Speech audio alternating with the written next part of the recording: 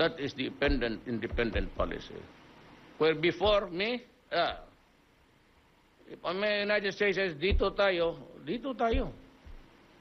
We vote here along this line, or we vote here along this line. Now, no more.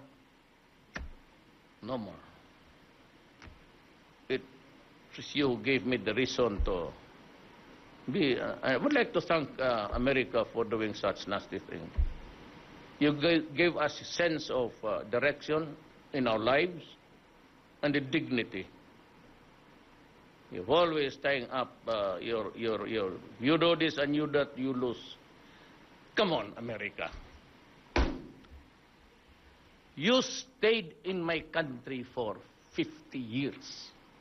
You made us a colony. You lived on the fat of the land. How dare you say you will cut the assistance and aid? We do not need it. Kayo, you, who owe the Philippines an apology and for all the massacres, especially the Moro of Mindanao. Putang ina kayo. Huwag kayong Kayo yung may utang sa amin. You sat on my land for 50 years. Oppressed us for 50 years.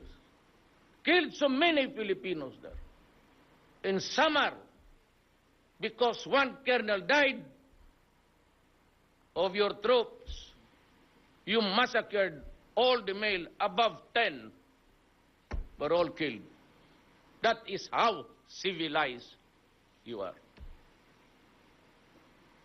Do not even go to us. Just ask your Indian neighbors there in the reservation. You hypocrites.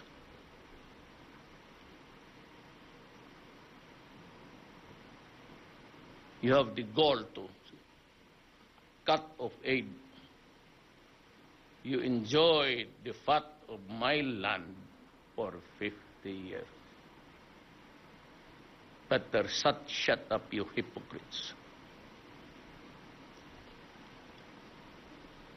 Next question. Editor Regalado, to be followed by Will Ripley of CNN. One question per reporter, please. Thank you. You want to give you a full history of the United States? I'll give you. You're willing to listen until morning time.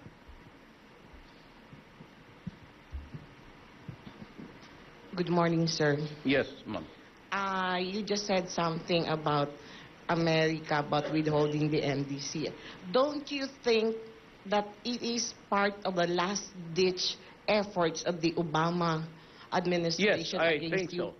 Because I have talked to Trump. Yeah, that's it. Trump doesn't sound hostile or antagonistic to me.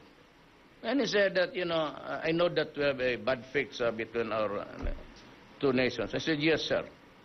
And I'm sorry for that, but it is not really your institutions, but people there in Washington, D.C. So it's a last-ditch efforts of the Obama administration before it bows out by next month. Somebody gave me a document. It was passed on to me in Hong Kong. It says about undermining Duterte. Maybe it would agitate, And I said, God says I am a president. God says you're only president for 6 months, fine. I'll go. God says that you're only good for 2 years and you'll be assassinated. Fine. Be my guest. Sir, second question. Yes. Sir. Isa lang. Sir, there are reports of militarization in the West Philippine Sea by China.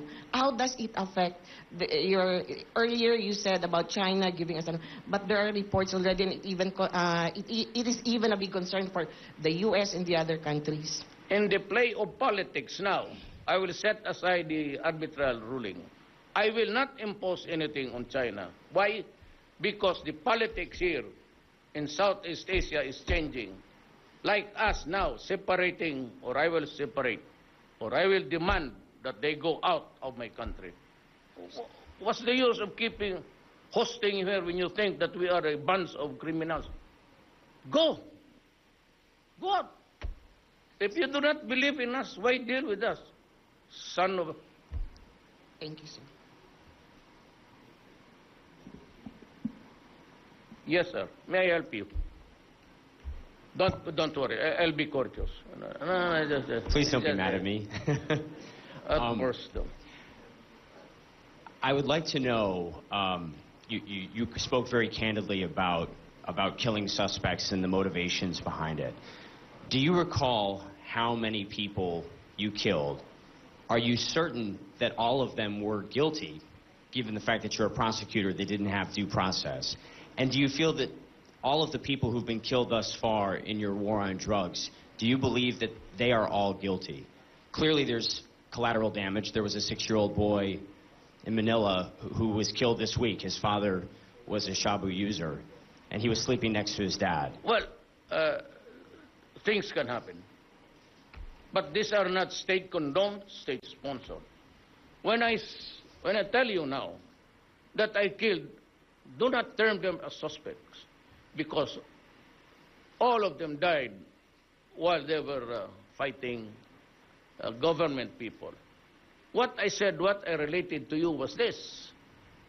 They tried to escape with the money, and we stopped them, and we saw a carbine. When the windows were open, carbine was pointed at us. That was not there. They were not suspects, I suppose, but by any amount of stretching the imagination. Those are people who dared to fight the law. And because I had an M16, I carried one because Davao was then a wild country. I had to restore order. And I took the bull by the horns. In the same manner now that I will inform the nation that ako mismo ang humahawak sa drug problem. I am taking the bull, the problem by the horn. It is I who says that you continue with this because of the sheer number of people already contaminated. Now when you say suspect, there are some of those really, well, to keep them silent, and those, I said there are 6 generals, 7 generals involved. You know, it could be cleansing, it could be a part. But if you lump all of those dead persons on us, then that is not fair. That is, you do not condemn people by speculation. That is what is happening there. Look at the recent amnesty. They said that when I said that I admitted killing, and they used word suspect. A suspect is not a criminal. He is a person who may have committed an under detention. But he is a suspect. Persons of interest, that's another one. But all those guys, at least a third of all who died, I would admit that a third of them having killed in police encounters. You know, you go back to your country, Shabu has taken hold of America already. You will have a problem there. I lost friends to meth. I mean, it was the scourge of the place where I went to university. I knew many people whose lives were destroyed. But some of them have been rehabilitated. Do you worry that some people who perhaps could be rehabilitated are not being? For those who can be rehabilitated. But if the brain is shrunk, and it was your forensics, not ours, who told us that that is the case. They have conducted, and almost all of them have shrunk brains. So you do not kill these crazy people because they do not even bother to hide. Men society are not crazy. You take them into custody, force them into rehab center if it's still possible. If not, because they pose danger to society, they'll just have to go to an asylum for insane persons. That is also what is done in America. So maybe we'll just do it also here. An estimate of how many people you think you might have killed? That was the first part of my question. People? How many? Let me count the ways. I love you with the depth and breadth and height for all the souls that might sail away. Oh, that's Elizabeth Barrett Browning. Maybe 1, 2, 3.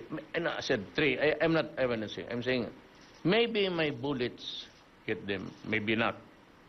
But after the boom, boom, boom, boom, we all dead. We're all dead. And another one, especially hostage taking. If there's hostage taking, better release the hostage before I arrive. Because if I happen to pass by there, and I'll count 1, 2, 3. 1, 2, 3, and that's it. Thank you. I do not negotiate. I do not negotiate with criminals. And even if he says that he has a problem, you know, you cannot place society in danger just because you have a problem. Just because you have a problem in the family, or you cannot pay your debts, or you have a bump stomach every time, the world keeps turning. It turns around every 24 hours. The world will not wait to find out what's wrong with you if you are in danger of holding it. Me, I said, if you decide to go berserk, you take hostage, be sure that you either kill your hostage and kill yourself, because if I am at the scene, I will only count to 3. And that is your life. 1, 2, 3. Thank you, Mr. President.